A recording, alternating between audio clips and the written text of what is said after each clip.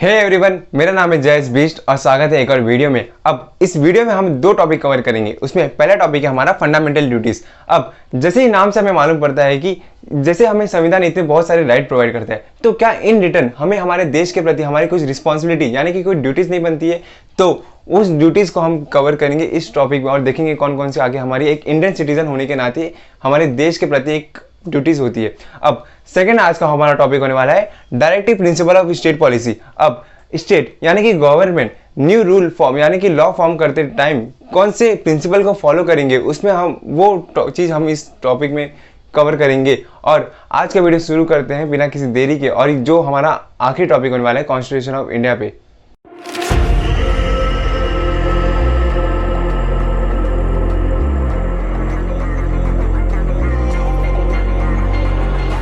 Fundamental duties.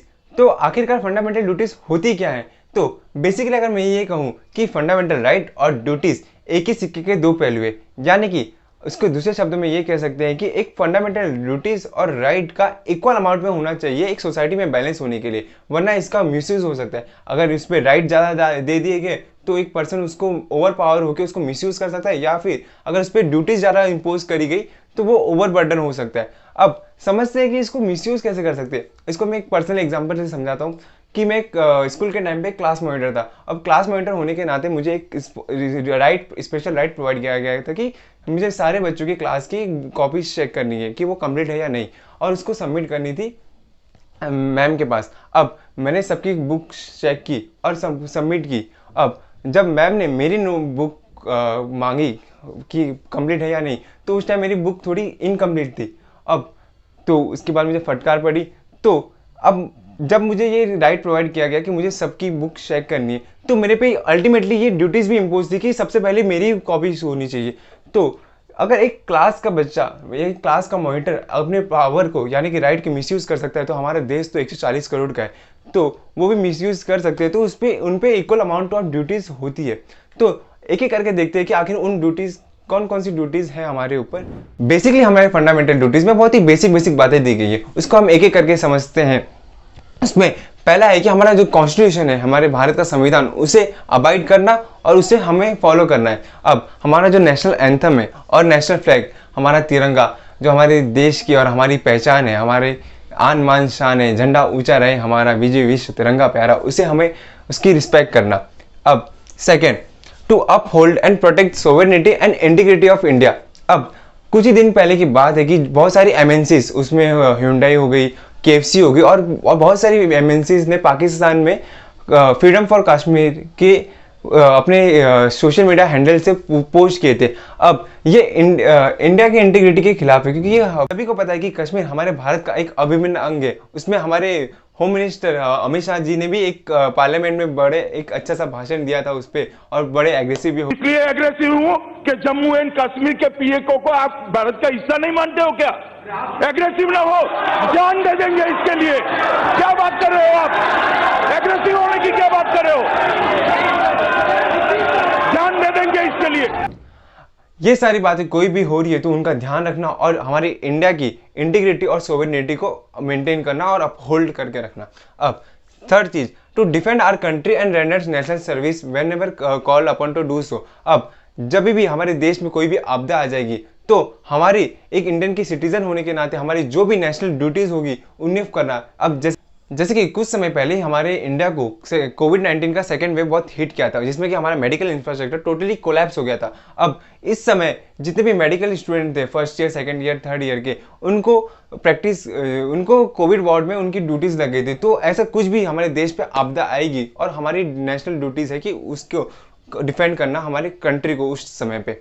अब fourth, तो हमारा promote harmony and brotherhood among all religion. ऐसा कोई भेदभाव नहीं करना और भाईचारे की भावना को बरकरार रखना, और ऐसी कोई भी भेदभाव नहीं करना धर्म जाति ऐसा कुछ भी किसी भी आधार पर। अब फिफ्थ, तो सेफ गार्ड पब्लिक प्रॉपर्टी। अब हम जैसे कि देखते हैं कि जिस टाइम पे भी थोड़े बहुत दंगे होते किसी भी टाइम पे, तो उसमें हम पब्लिक प्रॉपर्टी, बस जला दिया कभी, और हमारी पब्लिक प्रॉपर्टी ट्रेन जला दी। तो ये प्रॉपर्टी आखिरकार है किसकी? हमारी ही है आखिरकार। तो इनको सेफ गार्ड करना।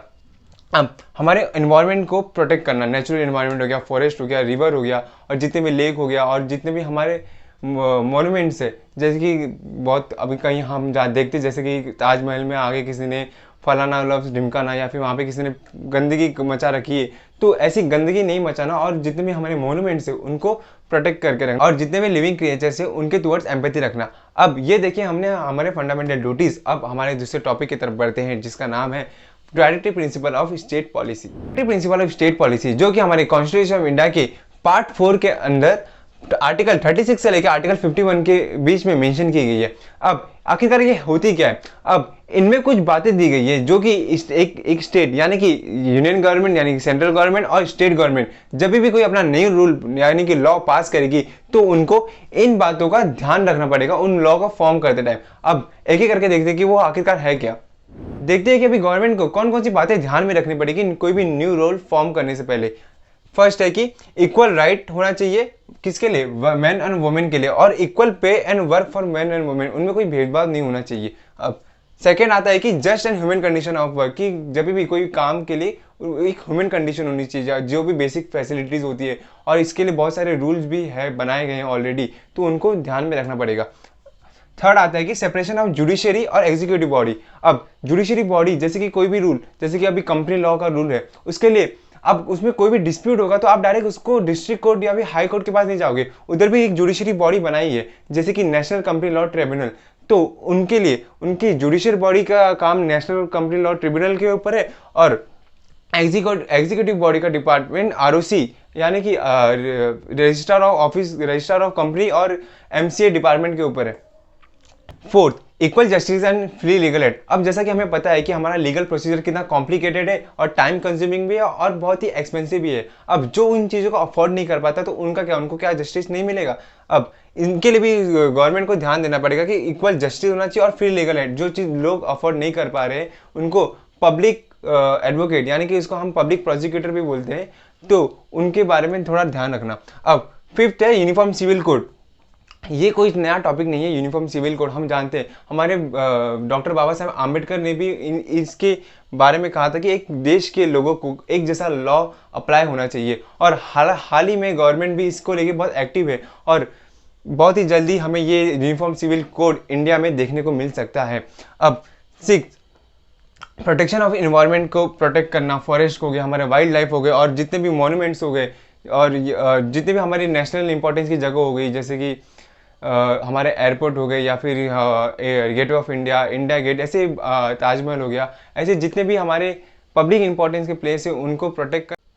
तो ये थे directive principle of state policy जिसमें से मैंने कुछ थोड़ी बातें मेंशन की यहाँ पे, हालांकि इसमें बहुत सारी बातें दी गई है जो एक गवर्नमेंट को न्यू रूल फॉर्म करने से पहले ध्यान में रखनी पड़ेगी। तो इसी के साथ आज का वीडियो यहीं पे रोकते हैं और हमारा टॉपिक कॉन्स्टिट्यूशन ऑफ इंडिया का आज इस पे लास्ट टॉपिक होगा और अगले वीडियो में मिलेंगे नए टॉपिक के साथ। तो इसी के साथ आज का वीडियो यहीं पे रोकते हैं, मिलते हैं अगली वीडियो में। Till then have a good night education.